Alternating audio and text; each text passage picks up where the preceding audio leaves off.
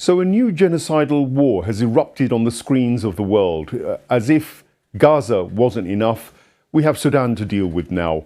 A struggle which is essentially rooted in a term which has been coined called blood gold. Blood gold in the sense that the United Arab Emirates, in alliance with Israel and the United States, and indeed other Arab nations allied to the empire, are playing with the lives of the Sudanese people. One of the greatest human disasters is unfolding, and this brutal war, which is essentially between the Sudanese army, the SAF, and the rapid support forces, who were formerly part of the Sudanese army, has really resulted in the toll of hundreds of thousands dead and millions displaced. And there's a widespread humanitarian disaster which is looming. What's darker really, and what doesn't get reported, is that there's a direct role of the UAE, Israel, and the Anglo-Zionist empire. Basically, a strategic economic warboard is what Sudan is being turned into. The RSF, Africa's richest, most dangerous rebel force, if you like, was created around 2013 by Omar al-Bashir, the then leader, but it's become really a force which is there to divide Sudan, to buckle the Sudanese government into behaving as the Anglo-Zionist empire wants. And it's the UAE which has been used as the primary tool to do this. There's a very clear link, it's not hidden. Mohammed Hamdan Daglo, Hemedti as he's known, is directly linked to the UAE, who basically are now forcing the control of Darfur and Kordofan and carrying out heinous crimes. You know, the word genocide often gets punished, but you know what they're doing, what I've witnessed in the Sudanese embassy just the other day when I was attending the ambassador's press conference, is absolutely horrific. The way that patients, where men, women and children were being callously shot in the head, killed, murdered, maimed, tortured, is just coming from the Israeli playbook in Gaza. And just when you think you've seen enough, you get these Anglo-Zionist inspired forces which go out and commit exactly the same, only worse. And they've been using modern technology. This force, the RSF,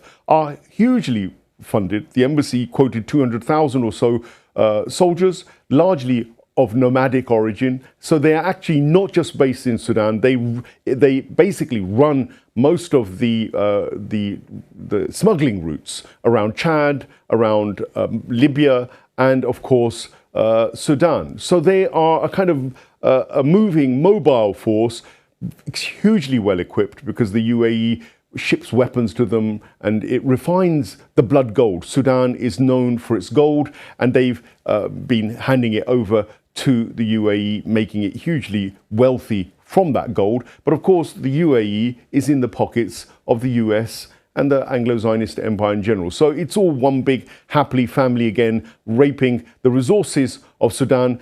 But there are other things that benefit the Anglo-Zionist empire. Of course, Israel has a vested interest in controlling the Red Sea. And what with Yemen already blockading the Bab el-Mandeb, it's very important for Israel to at least maintain control of Sudan and its kind of links to the Red Sea, and is keeping, of course, Saudi Arabia also under its connection, because Sudanese forces, mercenaries indeed, were used in Saudi Arabia's assault on Yemen, let's not forget. So there are huge ties and huge connections. Sudan itself, even the establishment that's there, is in line with the Abraham Accords. They're perfectly happy with selling out the Palestinians and their cause.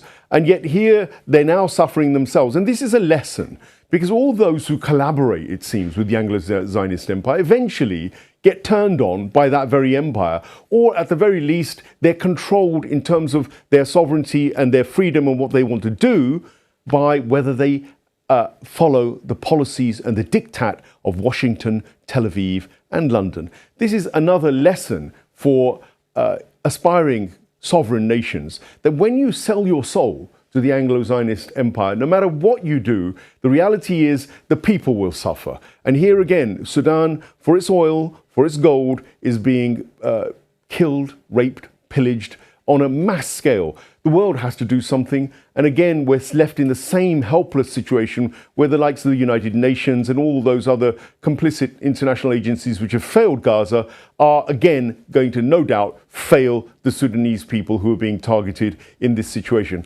All the West needs to do, and this involves Britain as well, is stop the arms to the UAE and stop any direct arms to the RSF. That's something which the US is turning a blind eye to, but the British establishment has been clearly implicated in also supplying those weapons to UAE, and it's making no moves at the moment to stop that supply. This is the new campaign, one which parallels what's happening in Gaza, because they've killed 4,000 or 5,000 people around the latest city that they're trying to occupy in the space of a week, less than a week. That's a greater kill rate even than Gaza. Let's hope this doesn't take as long to resolve and solve, but what the Anglo-Zionist Empire is doing in terms of trying to take ownership of West Asia, and of course they think Sudan is part of West Asia. It's really part of the Gulf political sphere of influence. The Americans and the rest don't regard it as part of Africa, which is another affront to this African nation. So we can offer our prayers, we can offer our support, our protest. I'm sure there will be protests that will be going on. We ought to be behind the Sudanese government in trying to suppress this. But then the Sudanese government themselves have to think about not selling out to the interests of Anglo-Zionist imperialism and to take the side of their own people, protect their wealth, and to be perhaps even with the axis of resistance.